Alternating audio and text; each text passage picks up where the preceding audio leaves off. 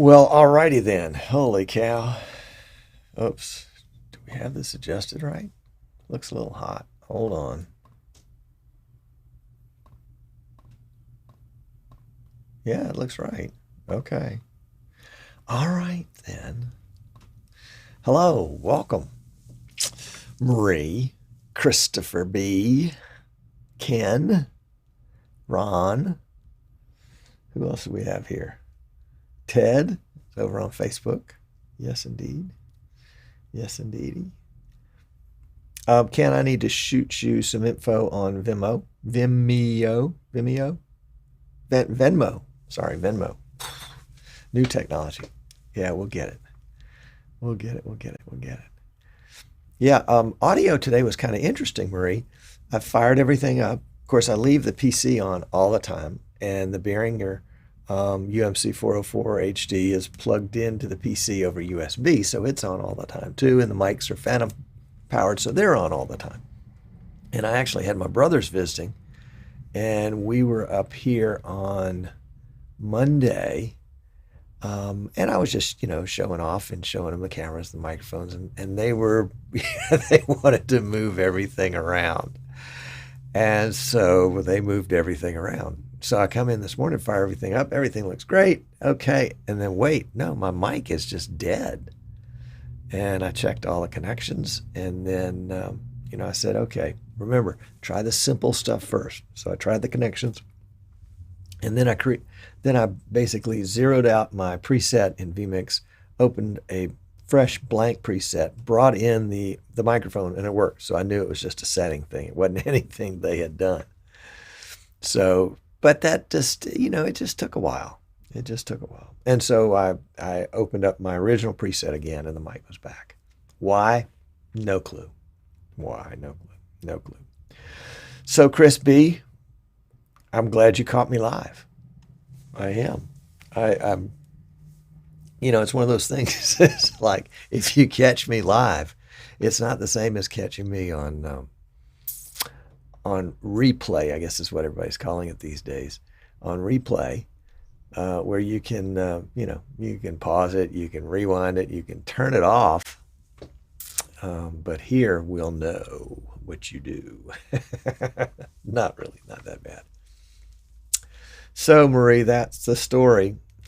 Just go figure. Go figure.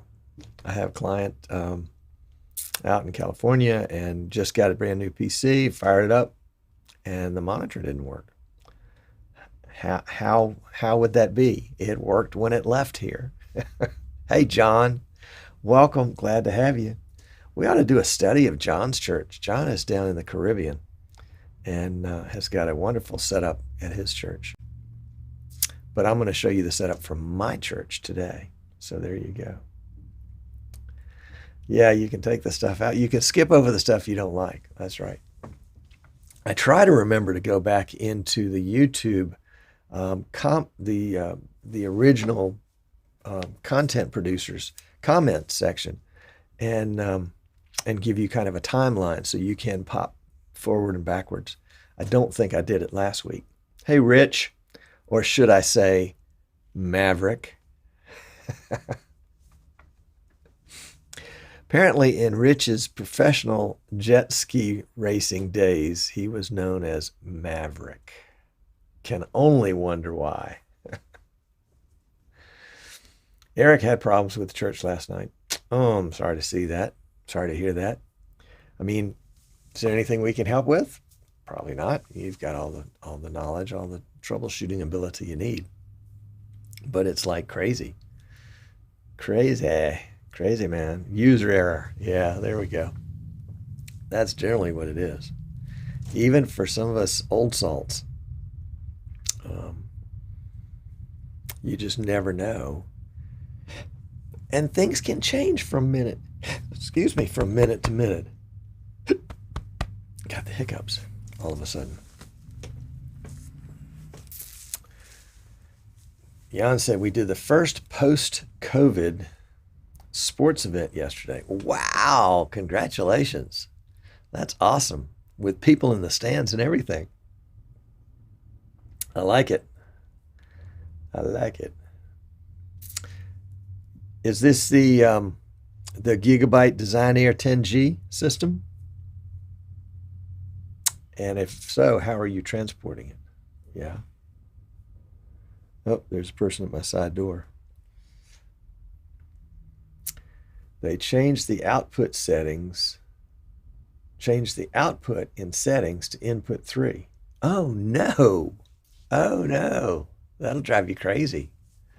It's like, why is my recording and my streaming not looking right?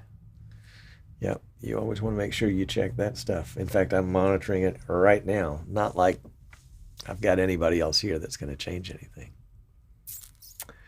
Yep. Rich volunteered to architect the live stream from his church. Later, they volunteered me to live stream liturgy lead. I'm not familiar with liturgy lead. Help me with that one, Rich. Hello, Clint from a wet Tucky. Oh my goodness.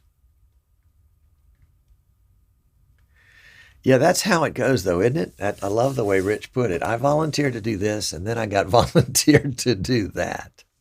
Hello, Daniel. Welcome, sir. I'm glad you've been busy. I hope that's a good thing. Yeah, and so it's the NED 18-core gigabyte system, 8 replay, 36% CPU load. Ooh, sweet. Sweet. Is it overwhelming to have 8 cameras in replay? Or are there times when it's just like, yeah, we've got all these different shots? Rich became the team lead to own and train volunteers. His church works differently than mine. We don't get to own our volunteers. Oh, Rich, you're hilarious. Hilarious. So I saw that there is a poll going around in the Streaming Idiots Facebook group about who's going to NAB. I would encourage you to find that and chime in. Eric says most replay ops can handle 6 cams max. Yeah, that may be true. It probably depends on the event. You know, it probably depends on the event and how much time you've got in order to do the replay thing. For example, I have a client in California that does racing, 8 cameras. And, you know, if there's a crash on turn 2, the whole track shuts down and there's nothing worth seeing live, probably. But you've got time in a situation like that where you can go back to each one of the 8 cameras and get a at least get a view to see if it's something that you want, I think. Yep. Lars is here. Welcome, sir. Good evening, good morning, good afternoon. The live stream ministry. Awesome, Rich. Maybe you, after a little while, if you're comfortable, you can come on the show and talk about that. I think that a lot of people would like to know about that. It's crazy having all those sources, says Yana. Also add a quad HDMI card and SDI output card. Total 12 inputs. Ooh. What is your main? A Decklink Quad 2 for the SDI input? Could be, might be. Oh, hold on. Let's see if it's not my better half trying to reach me here.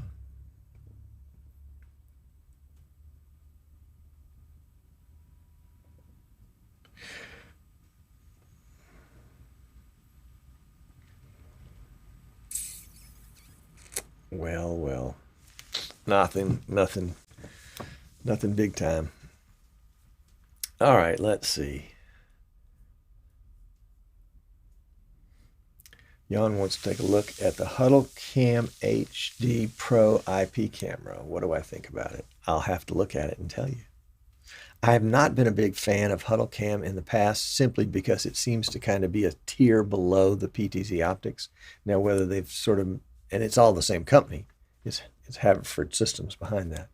and whether they've boosted that or not, or maybe diversified. It's as good as, but it does different things. We'll have to see. Decklink Quad and Quad HDMI 4K. Yeah, that's nice. That's nice, Jan. Ted got the chat working. Welcome, sir. Glad to have you.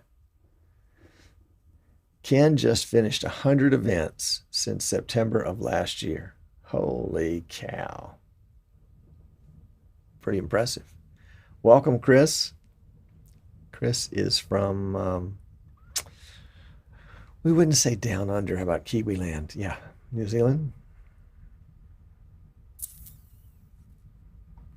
Chris says, I figured out why I've been missing. You're an hour behind me. Well, that'll do it. And we're getting ready to start here. We've got, and this clock right here, this is my local time. The published time for Streaming Idiots is 3. So we're coming up on 2 right here in 24 seconds. But the published time, the time, whenever I say I always publish Eastern time, because I'm Central. Yep.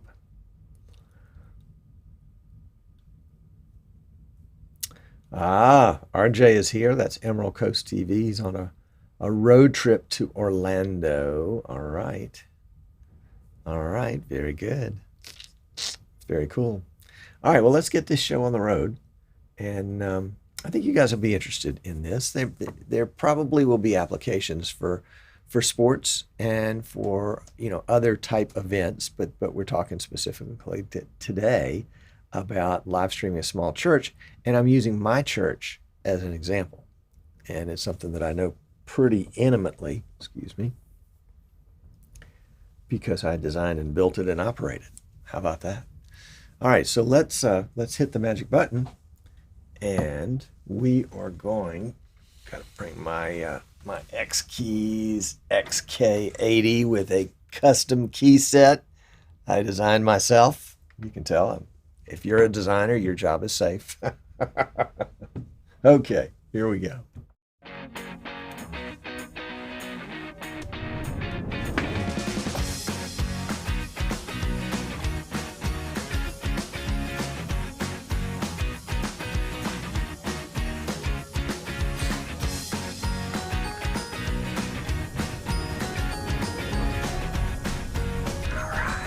All right. It's always amazing to me that these things that we do with live streaming, they all seem to work. I mean, even the QR code.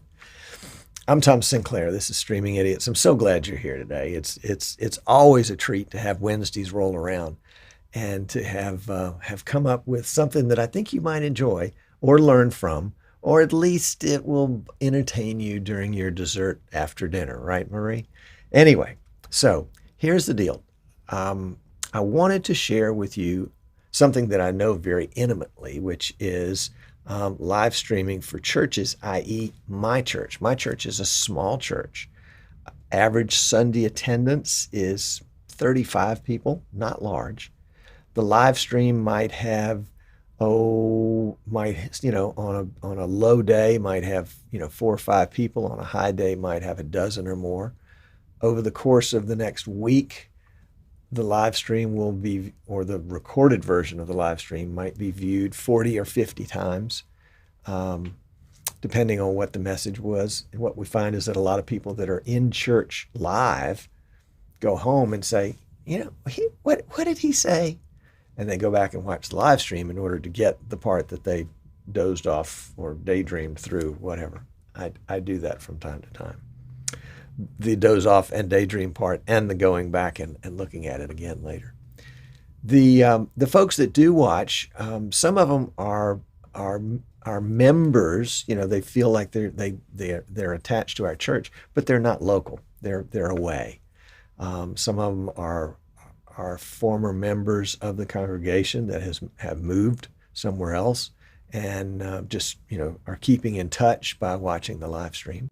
Some are folks that just discovered us. I don't know how they discovered us, and they continue to watch every Sunday. We stream live on Facebook, and then we post the recorded version on YouTube So we end up with two archives, a Facebook archive, which is difficult to search, and a YouTube archive, which, as you know, is a lot easier to maintain as an archive and be searched.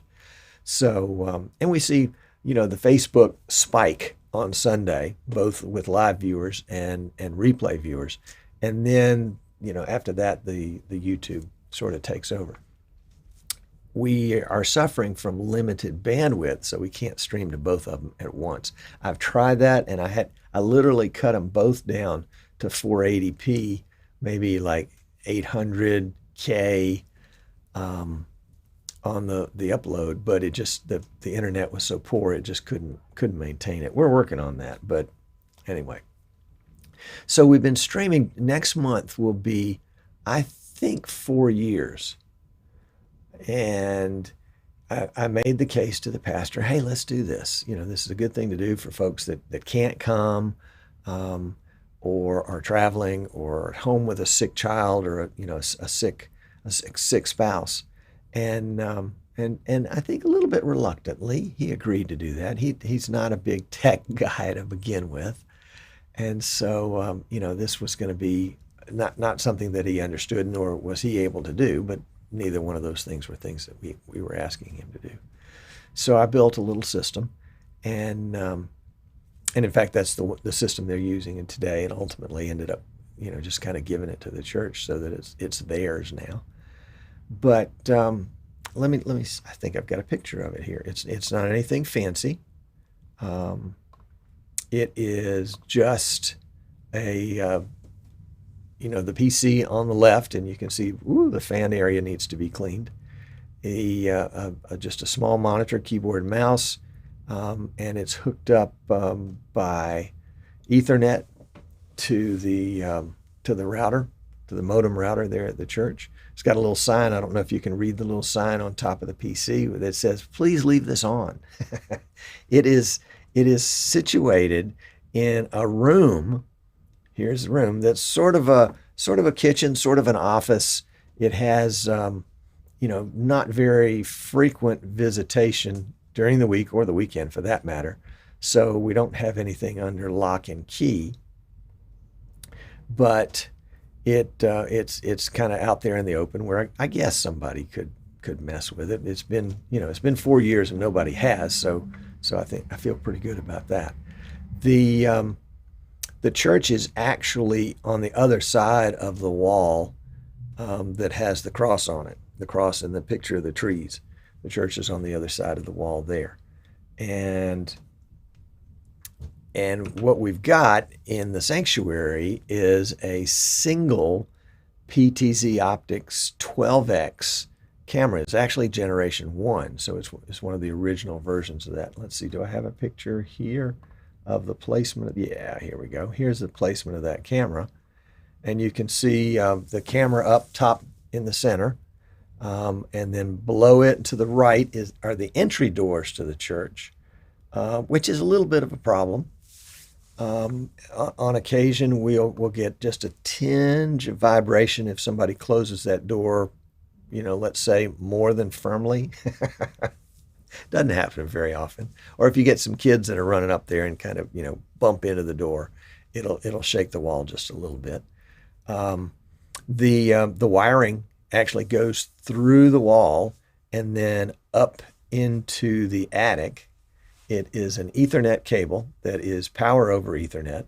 And the old Gen 1s didn't have PoE. So it's actually got a little splitter there. You might be able to see a little of it there. Let's see if we can we zoom in on this picture? Let's see if we can zoom in just a little bit. Can we zoom in just a little? And then we'll drag it down so you can see better.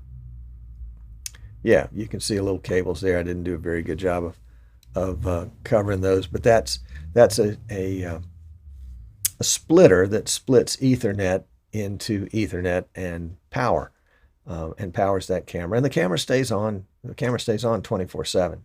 Computer's on 24/7. Camera's on 24/7. The monitor is password protected. I mean, the PC's password protected, so nobody can just walk up and start using it. But since it's on 24/7, it allows me the ability as the operator to use TeamViewer and go in and make changes, make updates, go ahead and prepare the system for the upcoming Sunday without having to actually be there physically. And most of the time we can do that. I did have to add what is it called? Is it called an APC? A battery backup, because we had frequent power outages on that building. Just half a second, it would just brown out, but that was enough to turn the PC off. And so the $40 battery backup fixed that, and we haven't had an issue with that since. This is the sanctuary, and so this is actually taken from that back wall. It's not large. You can see how we're still social distancing at this point. If you're a family greater than 3, you have to go drag a chair from somewhere else. You can see somebody set up a TV down in the right-hand side for a small group, but that's not the way it looks on Sunday morning. A UPS, thank you, Ron, of course. Yes. So I've got, let's one other thing. This is I do have another person that shares duties with me. And so we made up a little shortcut sheet. And so we can actually control the PTZ camera using the up and down and right and left keys on the keyboard, and using the page up and page down arrows, we can zoom in and zoom out. And then of course the space bar we use as the stop bar.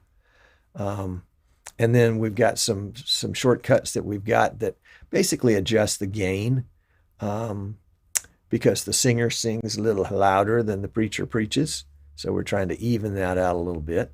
And then there are times during the service where they play pre-recorded copyrighted music.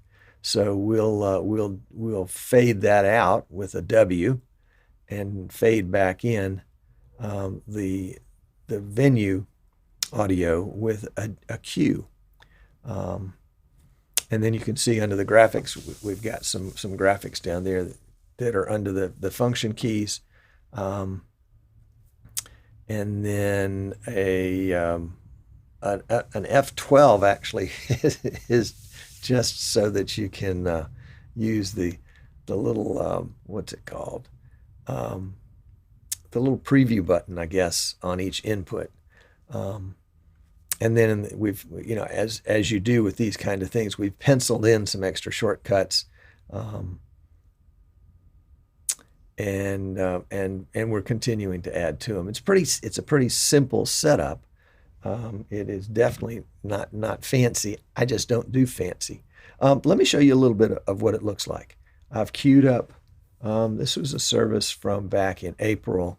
And what you're going to see is the video starts on the worship team, on the praise band. I don't know that we have an official name for them yet.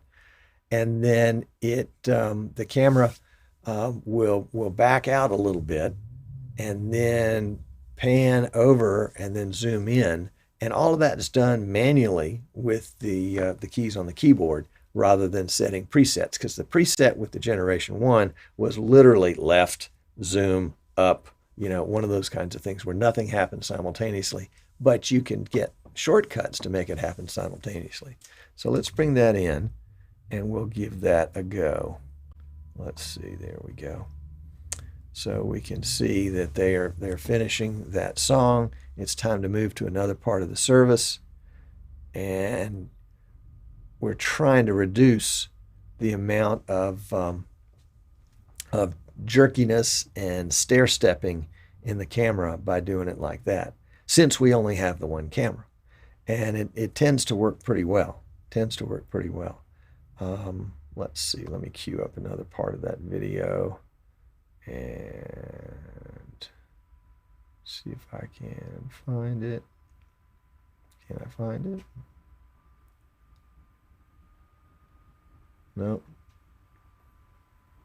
Oh well, sorry about that. I should have gotten 2 of them up there where we could see them both at the same time.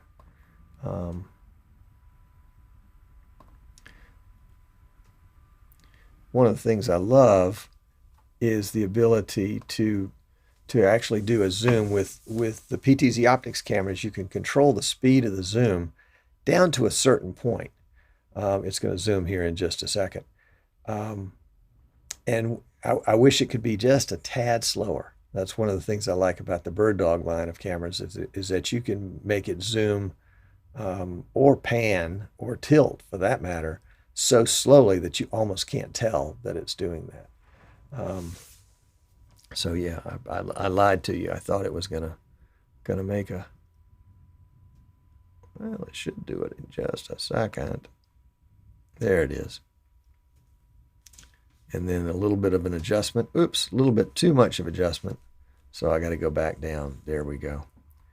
So you get the idea of how that works. It's a lot of fun. It wasn't expensive. We've got, oh, and the camera is bringing the audio, the video in. Remember I said there's only one wire going to the camera through the attic. It's Ethernet. So the camera is sending video over Ethernet. Now we're splitting it off and powering it, and then of course we're controlling it over Ethernet. So it is, even though it's Gen 1, there is just one cable, but we do have to split it off when it gets to the camera. But we're bringing the camera in over RTSP.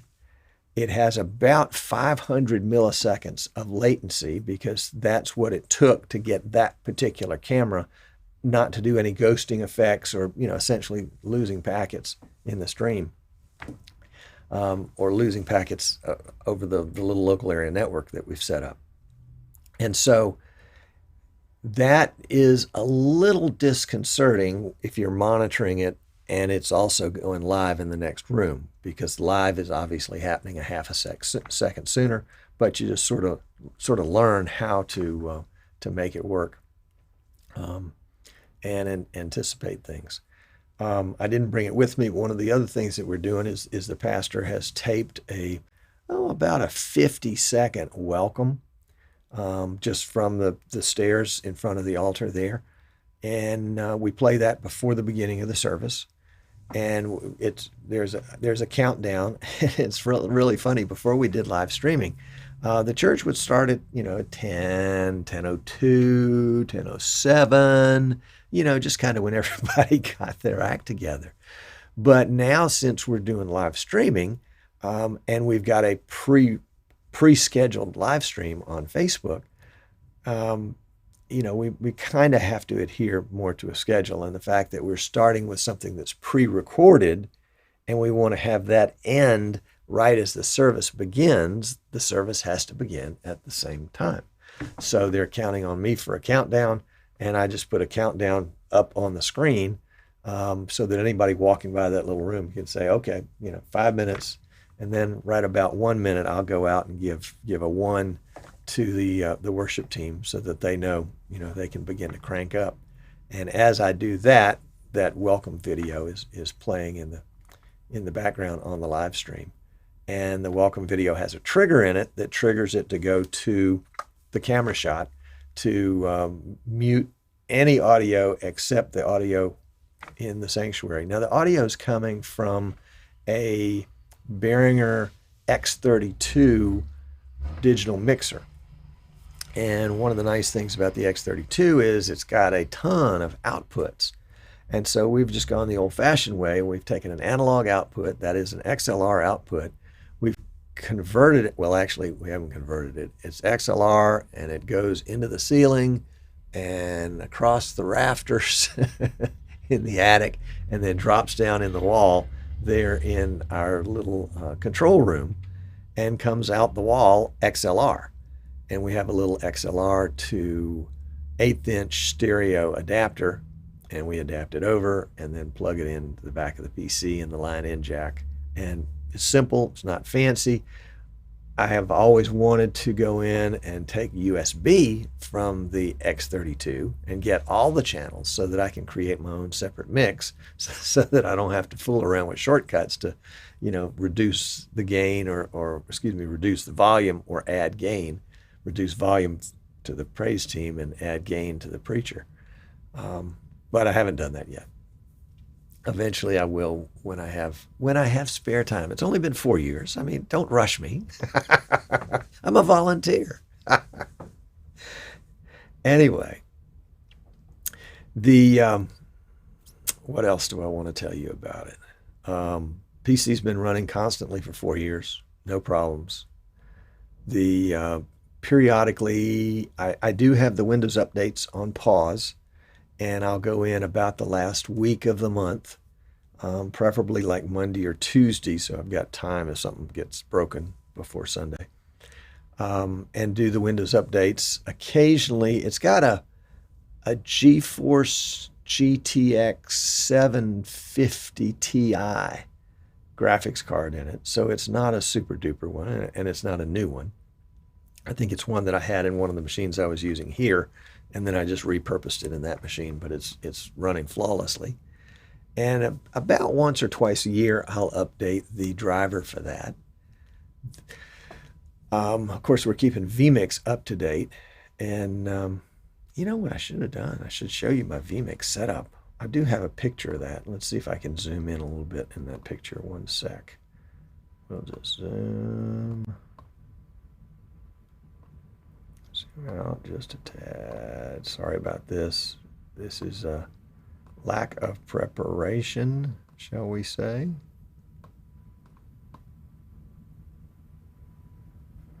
Okay. All right, well, let's try that one. So that's the vMix screen, and you can see the pre-recorded message for the pastor in the top left-hand corner, the countdown screen in the top right-hand corner, and then down below, input number 1 is the camera. And on the second line, you can see inputs 9, what is it? No, excuse me, 5, 6, 7, and 8 are virtual inputs from the different positions from the PTZ camera, and the volunteers use that, but I like to use the cursor keys. I just find it more responsive. And then you can see in the right-hand section in the audio mixer, we have something called song, which is a song that we play on the live stream when there's pre-recorded music being played in the sanctuary. And then the audio main, which is the audio coming in from the X32. And if you look closely, you can see that we are only on .58 in this one. So we need to update that one to .59. So that's pretty well it. I would say, cost, if you and I were to say, all right, we're going to order all the parts for this, and we're going to build it, and we're going to put it all together. We've got the cost of the PTZ Optics camera. New, that would have been, what is it, $15.99. That's one that I had used here in the studio for a while as a studio camera and was ready to upgrade. And so, basically gave it to the church. The value of it at that time was probably, I don't know, maybe half, so maybe $800. There was no audio gear. Well, there were some cables. You always have cables. And then a monitor. But I think the monitor was just something that I had purchased off of Craigslist locally, $20, $30 maybe. The keyboard and mouse were from Amazon. The PC, let's see if we can go back to that shot. We will go back to that shot and reset everything. There we go. The PC itself was a case that I had tried to use for a prototype system here, and it just didn't work. It just didn't fit well. It just didn't work well. It was a micro ATX, which I think is the next size down from an ATX, and the mini is the smallest. So it was a micro ATX, so it took a micro ATX motherboard. Well, I just happened to have one of those on hand from doing this show. So the setup there, a lot of it came from, I don't know if you've watched this show for a while, you know that at one point I was running dual i7 2600K processors. So second generation processor. I was doing one for production and then one for streaming and recording because it was just, I was really, really pushing it, and it was too much for one of them. So this is essentially repurposed gear that was in production here, and I've repurposed it for that purpose. if you and I had to go out and buy all this, well, we probably couldn't buy that processor now, but to buy a i7 8700K, we're going to spend a couple $100 at least, and $50 to $75 for a motherboard, some RAM, a video card, the case. I would think if I were to put a price on all of this, as what did it cost, or what the value was at the time of donation, we're probably talking, I don't know, $1,500, something like that. Not expensive, probably even less than that, and that includes the camera, which is the bulk of it, and should be. The camera should be the bulk of it, unless you're doing something crazy like 8-camera replay or something. Yeah.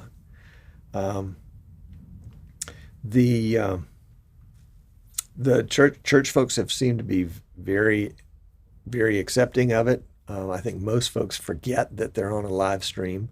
There's a point in the service in our tradition. We are Anglican, like the Church of England in England, or the Episcopal Church in the U.S. So we have communion, have Holy Communion. So people are coming down to the front to receive communion, and periodically there'll be a notice, that we are live streaming. So remember, you could be on camera, but nobody has seemed to have an issue with it. Of course, my concern is, somebody that visits that doesn't kind of know the rules. I need to get the pastor to put that in the bulletin again, just to remind people, because you don't want to have a situation where somebody's, fearing for their life and hiding out, but comes to church for consolation and ends up being on a live stream. Oh God, that'd be awful. Or somebody in a witness protection program. I mean, it would be incredibly rare, but rare things happen. That's why they call them rare and not impossible. So there we go. Should you worry about the sirens in the background? No, sorry. Yeah, I've switched around the studio in the post show. I'll show you a little bit of the studio, and one of the reasons why you can actually hear the sirens more than you could before. So let's flip over to the post show, and if you've got questions, just pop them into chat with a Q, and I'll go back through and pull them right out. So thanks for watching the show portion of today's Streaming Idiots, and we're going to go to the post show with the touch of a button.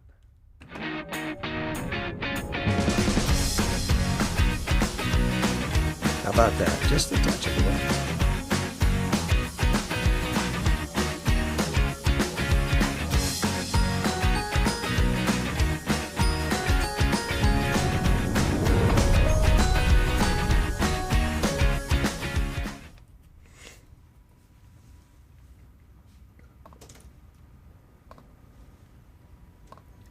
Okay, let's find the post show.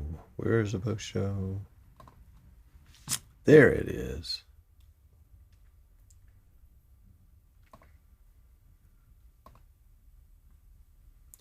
Hold on. There we go. Check 1, 2, 3. Let's see. Is this thing on? Let's make sure we've got the right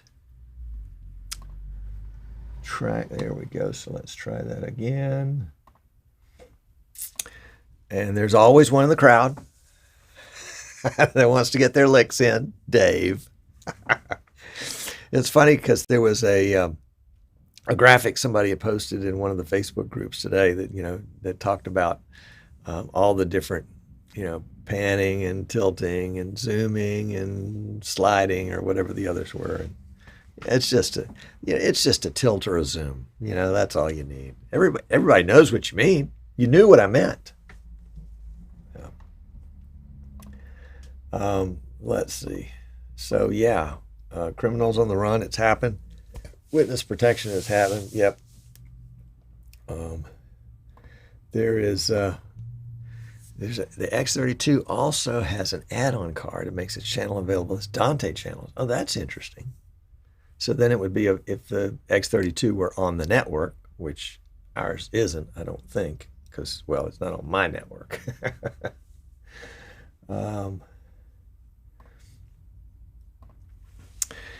You could have used a secondary output to display a countdown. Yes. In fact, what I did, Jan, and this was so cool. It was so cool that it was rejected. We have a Apple. What do you call those little Apple Minis? I guess it's an Apple Mini, a Mac Mini, and that runs the Pro Presenter, and it is on Wi-Fi to the router, which we have a router modem kind of combination, which has 4 Ethernet jacks on it and then Wi-Fi. So the Mac Mini is on Wi-Fi, and with Pro Presenter you can bring in NDI. And so I took my timer and I made it available as an NDI output in vMix, and then I had it as an NDI source in their software, and it freaked them out so badly they took it out. It was just like, we don't know what to do with it. Well, what do we do with it? No, you don't have to do anything. You just have to. I'm just putting it there so you'll know. No. We don't want that. So I was like, okay, that's fine. That's fine. We won't do it. Don't worry about it. Oh my gosh. And yes, with the X32, you can build a separate mix within the mixer to send to vMix. Yes. But unfortunately, that requires that to be done. Here's the rub. And if you guys do audio in your church or any venue, you have to have people there, preferably the people that generally use it, so you can get the volumes right. They can't change any mics. If they're on mic number 2 and, you've got them the proper gain for their voice on mic number 2, and suddenly they decide to switch mics with somebody, you're screwed. That's why I wanted to get all 32 channels into vMix so that I could continue to manage the mix. But you're absolutely right, Dave. In fact, in most cases, that would be the best way to do it, is to have the sound person make a mix for the live stream. Of course, as you know, a live stream mix, if the drums aren't in the live stream, aren't mic'd, they aren't in the live stream. They may be making everybody nuts inside the church. But if they're not on the live stream. Question. So how do you work when away in Europe or NAB, etc.? Well, it's easy, Chris. You got a phone, you got a computer. Obviously, I'm not building anything for that week for NAB or IBC, but yep, it does mean, when NAB, where you're on the floor of NAB from 9 in the morning till 5 in the afternoon, I guess that's Pacific time. That means that 9 o'clock in the morning is really noon on the East Coast, and 5 o'clock on the West Coast is really 8 o'clock on the Eastern time zone in the U.S.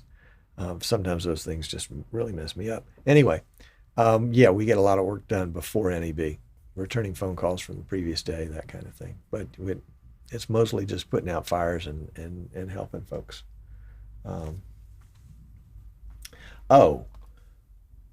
Regarding the church service. Oh, yeah, I have a sub. He comes in and he uses the shortcuts and he does the stair-step camera shots.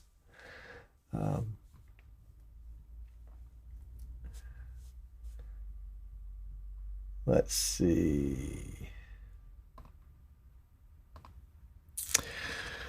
John says, Tom, did I hear you right? With USB connection, can every channel on your broad have its own channel in vMix?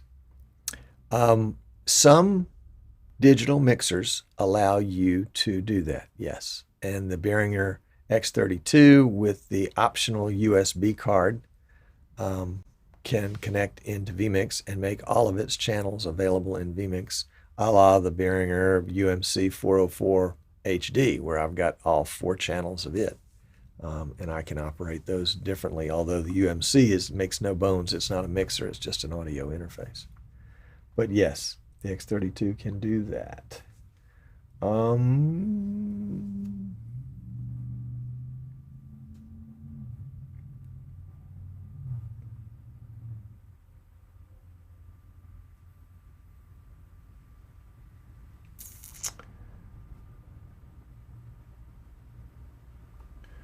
just looking.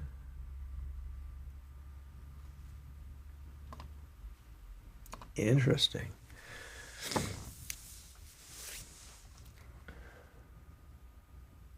That's not the one I meant. This is the one I meant.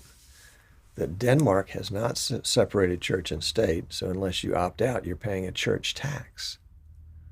Oh my. That's really interesting. It's from the US where of course it's always separated. It seems a little odd. Let's see what other questions or comments we may have had back in there. We'll go over to the second page. Rafael is here. Welcome, sir. Glad to have you. It's been a while. And the question is, with that few members, how do you keep your heads above water? How do we keep our heads above water? I think the concept of tithing, giving 10% of your income to the church, is a concept that a lot of our church members embrace. So, whatever their income is, when they get their paycheck, they're writing a check to the church for 10%. Some people do it on the net, some people do it on the gross, before and after taxes. And I think while the church is small, I think the folks that are there are very generous. And that's what keeps the church going. Yeah, we're in our 17th year or something like that. But it is amazing. Yeah.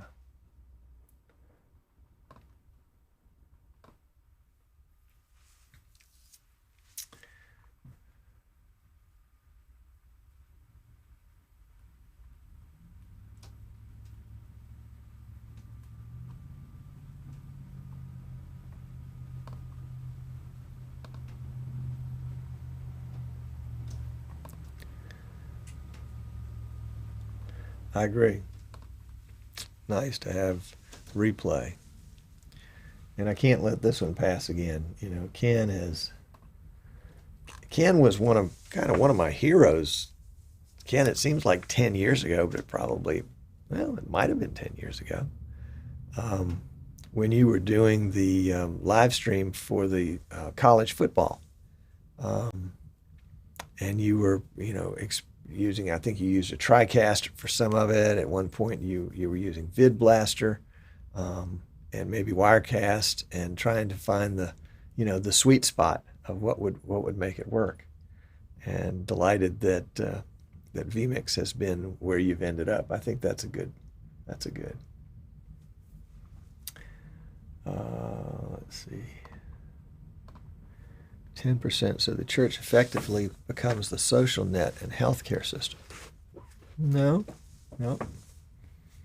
The church doesn't provide any goods and services other than Sunday service and, Bible studies and support groups and things of that nature. For those of us that, in addition to the amount that we might contribute to the church, the federal government taxes us, between our employer and ourselves, about 15.5% of our income for Social Security, and then another 10 to 30% on just income tax.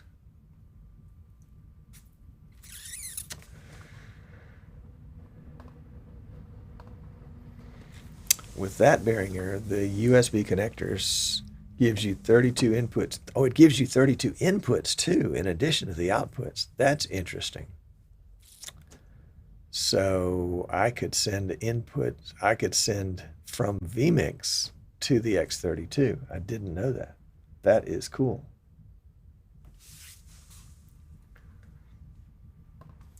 And Centex Sports, welcome, has said, I take an out from our X32. I use iPad control in the broadcast room to mix my audio separate from the front of the house guy. There, that's what I'm talking about. It's about control.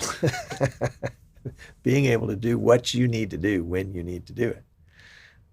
Yeah. Let me show you, because I promised, let me show you what the studio looks like these days. Do we have a camera here we can show? Yeah, there we go.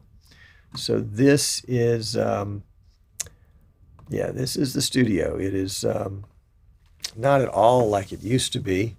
And we're in works. As you can see, there's some pipe and drape there with green screen on pipe and drape.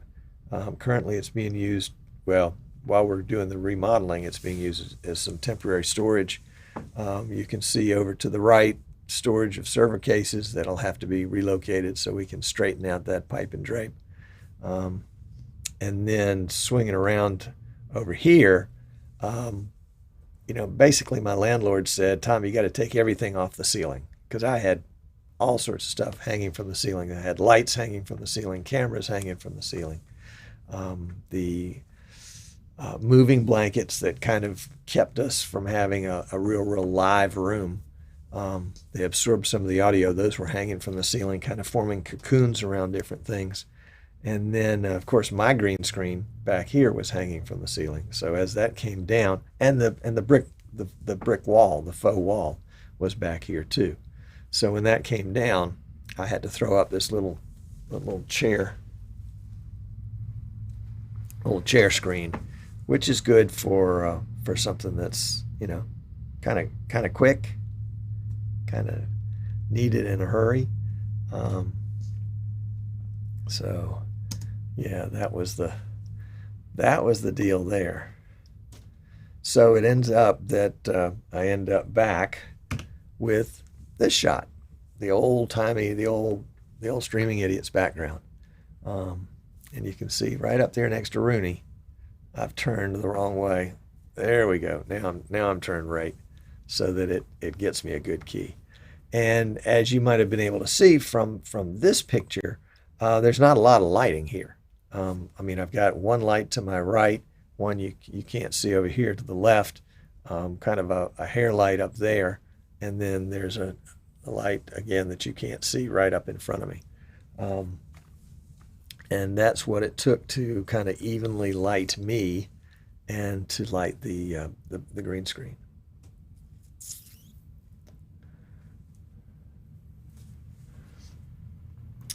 Let's see. RJ says, where is my post-show? Right there. There we go.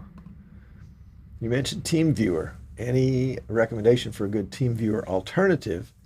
Lately, my free TeamViewer has been detecting commercial software on my computer.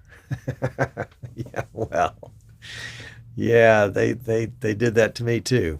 They said, you can keep using it, but it's going to cost you $600 a year. And it was worth that so that I could stay in touch with all my clients. And I've got, I don't know how many hundreds of computers that I've got TeamViewer on that allow me to connect directly to them. And that's kind of key. Dave might have some suggestions if Dave is still around.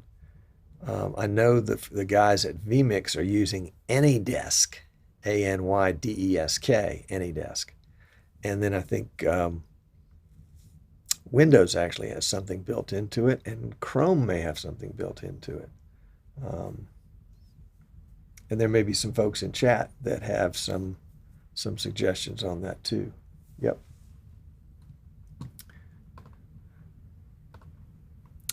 Yes, Christopher, absolutely. The church is entirely voluntary. It's not a church tax.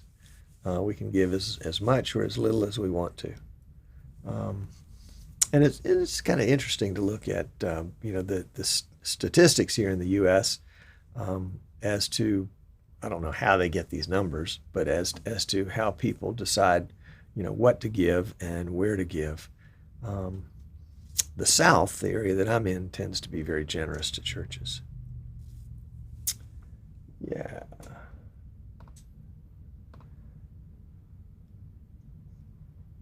I know, but I don't have any choice. That's why I'm getting the little fuzzies on my shoulders. Yep. That is the truth. I am too close to the green screen. But if Amnon were here, he would tell you, this is the way he does it every week, and his chroma key is amazing. Yep. I don't know, something to do with his lighting. Something to do with his lighting. John is using VNC. So, RJ, there's something you may want to try. Oh, here we go. Dave has come to the table. Chrome Remote Desktop, AnyDesk, and Parsec. Parsec is supposed to be super low latency. Yep. And then HBJ is suggesting that you can also use Zoom.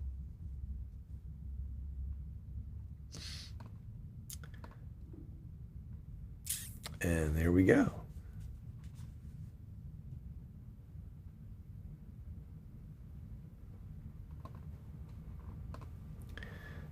When we add it all up, the government taxes healthcare, tents to the church, you pay more than us.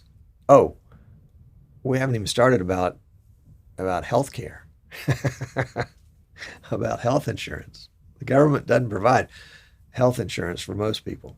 If you are indigent, yes. And if you are 65 or older, yes. But other than that, you're on your own. And at one point during the scare a couple of years ago, Sandy and I were paying $25,000 a year for health insurance. But, we're older. I have heart issues on occasion, and so we didn't want to take any chances. Let's see. I believe your memory serves you correctly. I read that too. Now we'll have to see what it looks like when it gets here. That's the thing. Yeah. Dave likes Parsec, very lightweight.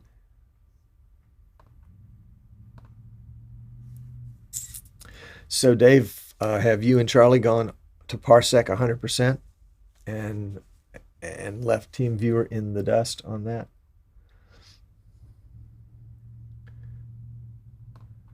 All right. Ted asks, how do you do your audio for the live stream since you are not near the soundboard for the direct audio feed?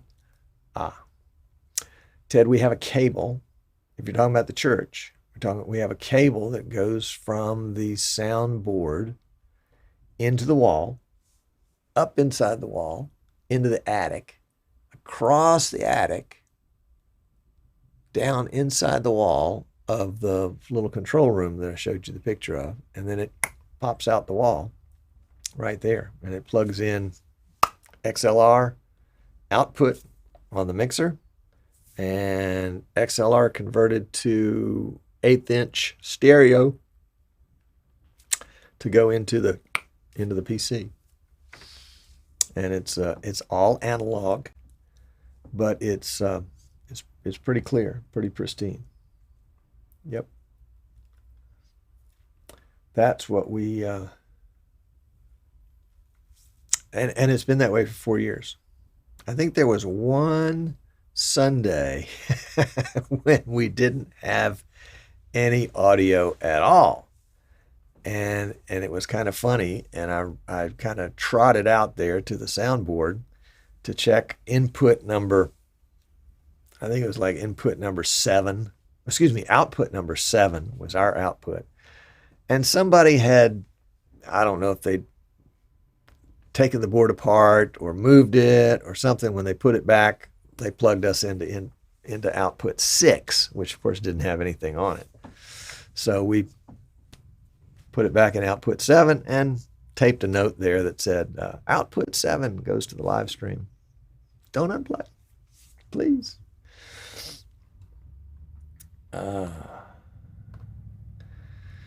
No bats in your attic. In my church, too many cords. No bats in the attic.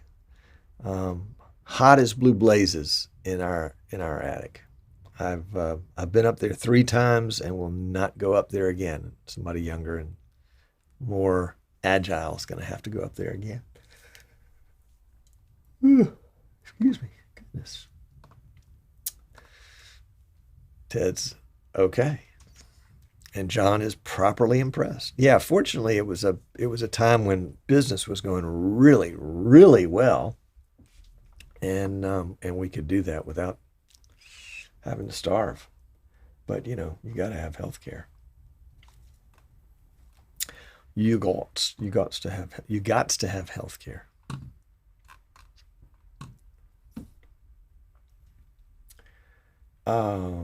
Let's see any other comments here that we want to get up there.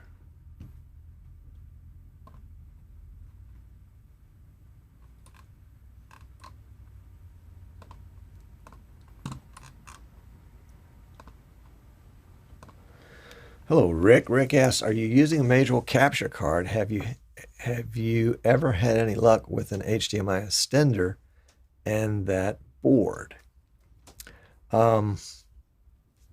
At the church, we are using Ethernet. And so we're going out the Ethernet port of the camera into a small local area network that I have made just for the camera and the PC. And the Ethernet is carrying the video, so there is no capture card at all. The downside is that there's about a half a second of latency that I have had to add to the video feed to make sure that all the packets get there, because we were dropping packets and they were getting some dropped frames, that kind of thing. Here in this, I am using, again, Ethernet, this time over NDI with the BirdDog P200. I have had some clients that have used HDMI extenders, and that basically take a HDMI camera, HDMI output, converts it from HDMI to Cat6, then run Cat6 all the way back to wherever you're going to be. And then there's another extender or a destender. Anyway, one's a transmitter, one's a receiver. And the receiver, you plug in the Ethernet, plug in HDMI, and it converts the Ethernet back to the HDMI signal, and then you plug the HDMI into your capture card. And that can work well. I find that it works best. Well, the best scenarios for that are when you're not using it for a camera, but when you're using it for a display. Have a local church that's using that to put a big TV in their fellowship hall, so that when they have funerals or weddings that overflow the main sanctuary, people can attend by watching it on TV in the fellowship hall.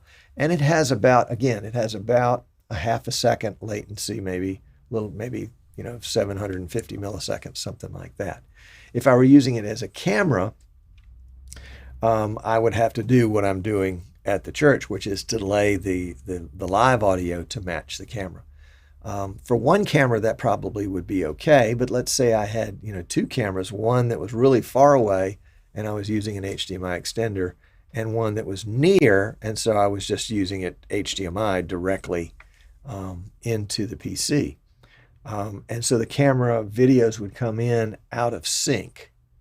So when they come in out of sync, that makes matching up the audio. So if you're watching the lips move on the two different cameras, you're going to get it right on one of them, but it's going to be off on the other. And if you get it on the other, then it's going to be off on the first one. So it's something you want to kind of go into, trying to anticipate those kind of issues. But we like the major capture cards. They're bulletproof. I bought some PCs in an auction a while back because I wanted the case. It was a special portable case. It had the TV screen had the monitor built into it, and then a cover flapped down, had the keyboard and mouse pad built into it, and then everything else was in the case with a handle. And inside that, the previous computer, which was about 6 or 7 years old, had a single port Magewell capture card, and they are still running great. I think I've sold some of them on eBay, not, $25, $50, something like that. But for somebody that needs a single port HDMI capture card inexpensively, it's a good solution. I think those are still available brand new. Maybe, I don't know, 125, something like that, maybe 150. I'm not really sure what they're priced for new. But Magewell has been a very reliable brand, and they seem to be really kind of keeping up with the times. They're doing some encoders now and decoders where you can take, you're talking about your extender, they would take your HDMI camera and convert it to NDI over Cat6, and then on the other end, it doesn't even have to plug into a capture card. It plugs into your local area network, and it comes in with 50 milliseconds of latency, so it'll match up with any live camera. That's a pretty good deal. That's a pretty good deal. Okay, RJ is out of here. And he has on trial my very last PTZ Optics Super Droid controller. We're going to have to get some more in the house. We ordered, I think, about a dozen of them. And then everybody ran out of them. And so we've been the only ones that I know of to have them for a while. So I'll go ahead and get another supply of them. Rick said what most people end up saying, which is, oh yeah, latency. Gosh, yeah, latency is a bear. I'm building a prototype right now, trying to get a PC that will be strong enough and fast enough to have low enough latency to be able to do IMAG, which is, to display my image on a big screen or a projector or LED wall or something like that. But something where vMix can do IMAG as well as do live stream and recording. And in the past, it's been tough to kind of balance the needs for power with the reduced, with low latency. About, I guess, what did you say, about 5 frames of video is too much latency. So maybe 3 frames, maybe 4. If you're doing 30 frames a second, that's 90 milliseconds is 3 frames. 120 milliseconds is 4 frames. But and I can't wait to try this. But somebody gave me a tip, is if you're using 60 frames a second, so that your frames are changing faster, twice as fast as a matter of fact, that will reduce your dead end, the whatever you would call that, the destination, the projector. It would reduce the latency on that end because your frames were available sooner to send. So we'll see. We will see. Yep. And Chris says that's the best way to do it. He's absolutely right. To get the camera straight to the projector. And what we find, though, is, people have converters on projectors. They've got scalers. They're converting, HDMI to VGA because the projector only has a VGA input. And each one of those little piece parts adds latency to the signal. So there you go. I've tempted him now. There's a fun test I need to do. PTZ Optics, difference in delay between NDI-HX, HDMI, and SDI. I think you're going to find, depending on your network, knowing you probably have one of those slow, unmanaged networks. I bet you're going to find 50 milliseconds. 50 milliseconds.